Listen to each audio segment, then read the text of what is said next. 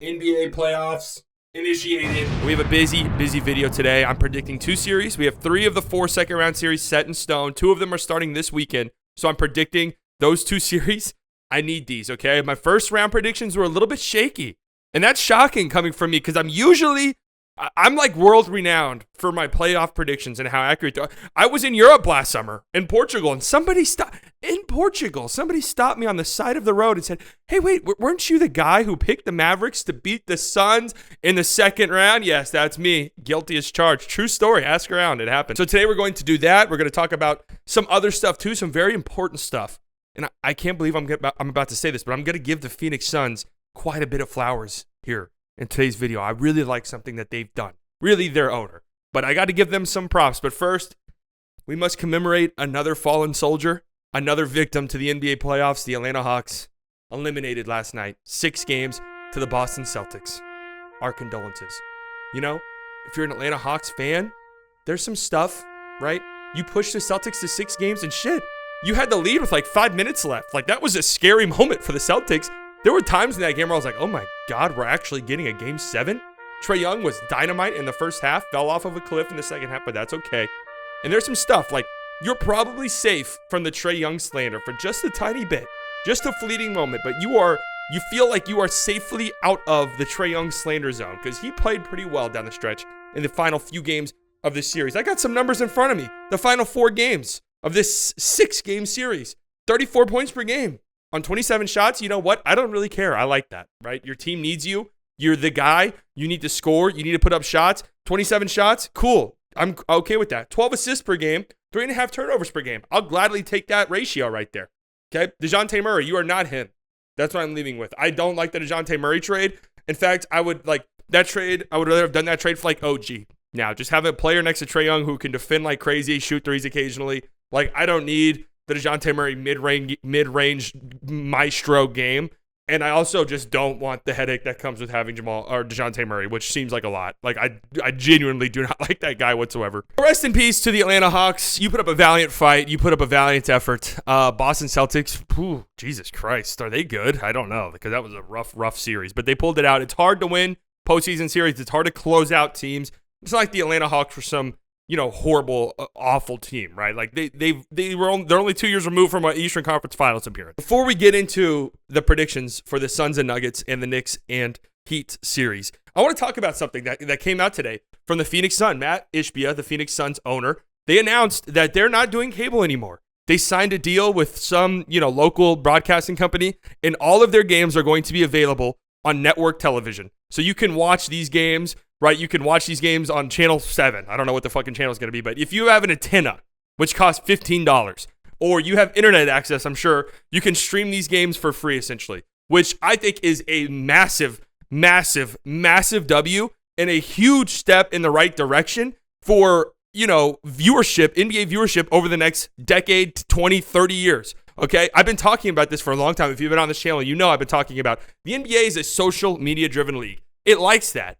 It likes that it's a social media sport. It likes that it gets talked about the way that it does on Twitter. It likes that its players have millions and millions and millions of Instagram followers. It likes that. The problem is it makes it so difficult to view the games. And not only that, since you've embraced being the social media league so much, fans are cool with watching the 10-minute YouTube highlights 5 minutes after the game ends. Like, that's how a very large portion of NBA fans consume their NBA content. Highlights, the 10-minute condensed games. They're great features, right? But a big reason why is because the games are fucking hard to watch. This isn't the NFL where I turn on Fox every Sunday and I know I'm going to see the Dallas Cowboys game. I don't have to I don't have to jump through hoops and fucking ladders in order to watch the game, right? I don't have to, Bally Sports, I got to pay $25 for this one. It's on channel 784. Okay, I got to flip there. Oh my God, wait, Bally Sports isn't on DirecTV anymore? Well, what the hell? I got to pay for Bally Sports independently of my cable. Now that's $20 when Bally Sports is going bankrupt. Well, I can't rewatch the games on NBA League. What the hell's going on? So I like this, and I really hope this starts a trend. I like what Matt Ishbia said. He said, this is the direction things are going. The TV media, it's changing. It's 1,000% changing. Cable, it's a thing of the past. All right, 10 years from now, you're not even gonna know what cable is. You're gonna forget. You're gonna be like, oh my god, remember when we used to pay $100 a month for that shit? That is a thing of the past. People follow suit. If other teams follow suit, yeah, they're gonna lose some money, right? They're going to lose some money in the short term because these cable companies, this is like their cash cow. This is how cable companies make money now, which is sports, right? So they're willing to dish out to billions of dollars in order to keep these teams around. But, so you're going to lose that in the short term. But in the long run, if you just make these games easily accessible, if anybody can turn on the TV and watch these games, you're going to grow interest in your team, right? You're going to draw fans to your team. It's just going to help out tremendously in the long run. So I like this. I love this. I've been saying this needs to go in this direction where the games just need to be super readily available. It's going to do wonders for your league. People are going to be more interested in your leagues if they're able to watch every game easily. So great job by the Suns. Great job by Matt Ishbia. Kudos to you. Fantastic stuff. Now let's talk about the Nuggets and Suns series. I'm going Nuggets in 4. No, I'm just fucking around. Let's talk about this series. This one is tough. This one is absolutely brutal. And honestly, for the rest of this postseason, I'm just letting vibes carry me. Like, I have some stats written down. I've got some stuff written down. But honestly, like, I want to go off of vibes. And when it comes to this Phoenix Suns, I just want to go off of pure hatred. Like, I'm just going to let my hatred drive me. That's just where I'm at now. I'm just going to let my pure anger, I wake up angry, but that's when I get stuff done. So that's kind of where I'm at. I'm just letting my hatred take over. I'm worried about the Suns. Obviously, everyone's already said it. Their depth is terrible. The minute structure, it's just not 44 minutes for KD in round 1. 44 minutes per game. 43 minutes for Devin Booker per game. 38 for Chris Paul. Obviously, these are guys who are injury prone. Everyone always talks about KD injury prone, Chris Paul injury prone. D-Book, I wouldn't call him injury prone, but he's low key like, oh shit, D-Book kind of, tweaked his hamstring a little bit. Oh my God, he's out for game 3 now. Oh my God, he's a game time decision for game 4, but he's never really the same again. Like he's kind of one of those guys where it's sneaky, right? It'll kind of like fuck your postseason up, but it's not talked about that much. That's going to come back and bite them in the ass at some point. I don't know if it's this series against the Nuggets, but it's going to bite them in the ass at some point. I go back to last year, and I really hate to do this, but I think it matters, and there's some big context, and I'll get into that. But the Mavericks, right? Dorian Finney-Smith and Reggie Bullock. I know those guys are not very comparable to Kevin Durant and Devin Booker, but hear me out. Those guys led the league in minutes in the postseason up until they got eliminated by like a gigantic margin. And those guys were incredibly important for what the Dallas Mavericks did last postseason. Defense, shooting, they needed them desperately. Whenever they got to the Western Conference Finals, whenever they got to that series against the Warriors, those guys were done. They were finished. They just simply could not do it anymore. They couldn't run around the floor chasing around the Golden State guys for 48 minutes. It was just impossible. And it wasn't the reason why the Mavericks lost. I don't even know if it was like a top 3 reason, but it was a reason why the Mavericks just didn't have enough against Golden State last year, right? And of course, they just weren't a better team. Like they were a worse team as the Golden State Warriors. I get all of that. But those guys, the minute structure they had was a big reason why they lost the series. And that's going to come back and bite the Suns in the ass. It is. I don't know when. Don't know if it's going to be this series, but it's going to. 23 3-point attempts per game in round 1 for Phoenix. Dead last. Lowest by 7 whole attempts per game. That's a thing for them too. That's going to bite them in the ass. It did last year against the Mavericks. The Mavericks led the entire postseason in 3-point attempts per game. The Suns were dead last. Actually, I think the Pelicans were dead last. But the Suns were second worst in 3-point attempts per game. And at a certain point, it just becomes a math game where if a team's bombing threes and making threes and you're not shooting threes, you're going to have a hard time winning. Now, the Nuggets don't really shoot threes either, but I think that they're more capable of just saying, hey, you know what? We're going to shoot 45 fucking threes in this game. We're going to see what happens. But at the same time, the Suns have lost one single game with Kevin Durant. Once. Game 1 against the Clippers. So, I don't know. All of my fears with them are pretty much hypothetical. Like, at some point, this is going to happen. At some point, this is going to happen. But until it happens, I can't really predict it. The Nuggets, their depth is definitely better. It's a strength for them in this series. It's not great, but it's definitely better than the Suns, who are easily the worst depth in the postseason, I think, left at least. So I think that that's an advantage for them. They could comfortably put out 8 guys, and you feel kind of okay with the 8. That's not tremendous. We know the on-off stuff with Jokic, but you feel like kind of all right. You feel better than the Suns do at least. And part of me feels like this might be a Jokic series. Jokic, back-to-back MVPs. He's been tremendous. We don't have like the defining Jokic playoff moment yet. And I kind of think this year we get it. This is just pure vibes, but I do think that we get it this year. I think we get the holy shit. Remember when Jokic did that in 2023 against KD and dominating? You remember that dominating? Jesus Christ, please, Jokic. And just in my brain, in my future telling brain, like I just see myself 40, 50 years from now, my grandchildren, they come up to me, Peepaw, what was it like? Like I imagine myself being a Peepaw. Like that's what I imagine my grandfather name being. Peepaw, what was it like watching Nikola Jokic play basketball? Yeah, wouldn't you like to know, you fucking twerps? I imagine, like, I have a bit of a rocky relationship with my grandchildren. Like, we're still trying to figure some stuff out. We got a long ways to go, right? Wouldn't you like to know, you fucking twerps? Get out of here. Go on your Xenorth pad. Have sex with your AI girlfriend or something. I think we get a Jokic series, and I'm going Nuggets in 7.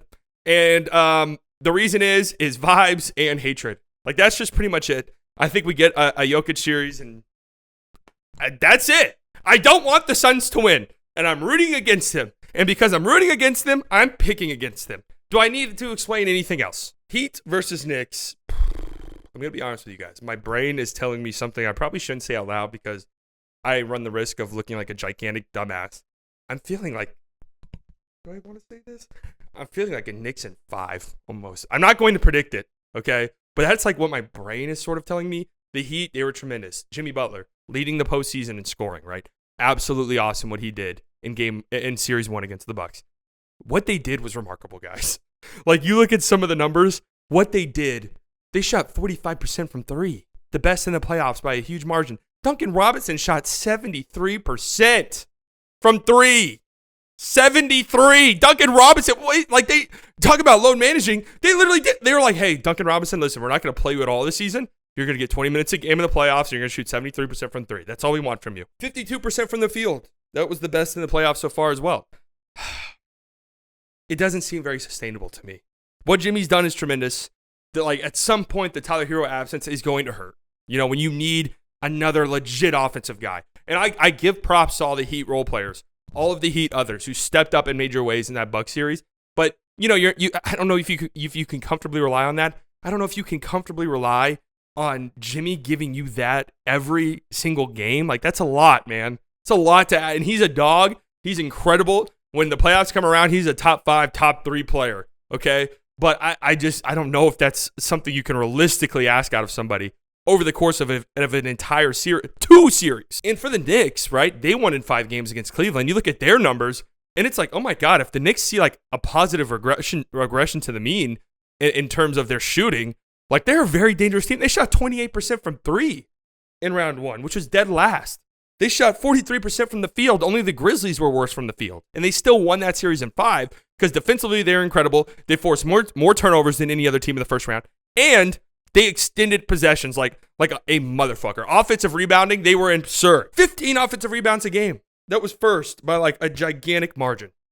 A gigantic margin. And I kind of think they're going to have a similar advantage, honestly. I like Bam a lot, but I think Mitchell Robinson has the potential to just kind of dominate him on the boards. It's going to be, the Knicks have home court advantage. The Garden is going to be electric. I cannot wait to see that atmosphere play out. I think they got some guys that could send at Jimmy. And I just think that lack of Tyler Hero is actually going to come back and hurt a little bit in this series. I'm going Knicks in 7. I can't go any more, any less. My brain's telling me this could be kind of a short series. Honestly, that's what my brain's telling me. But my heart's like, there's no way I can predict Jimmy Butler losing in 5 games to the Knicks after he just beat the Bucks in 5 games. Like, that doesn't really compute. My only issue is it's like, I feel like if you want to put Jimmy out, like if you want to take Jimmy out, you have to do it early. You let him linger. You let this get to a 6-game, 7-game series. Then it's like, oh shit, Jimmy Butler's coming. Like, game 7 Jimmy, who knows what the hell we're about to get. But I'm going Knicks in 7. I'm just playing it safe with both series, 7 games. But I could see that. Like, these are tough series to predict. They could go either way. I really believe that. I don't have no idea what the Vegas betting odds are for these series. I know the Suns are slightly favored. I have 0 clue who's favored in the Knicks Heat series. I haven't looked at that yet. I'm going to assume the Knicks, but I don't know how close it is. Either way, make sure you guys are subscribed to the channel. I'll be back to live streaming. If there are game 7s on Sunday, I will live stream those here on this channel. If not, I'll be back on Monday. Okay. Say hello to your pets, especially if you have a cat. If you have a cat, pick them up right now and say, "You're the greatest little guy or girl. Yeah, you are.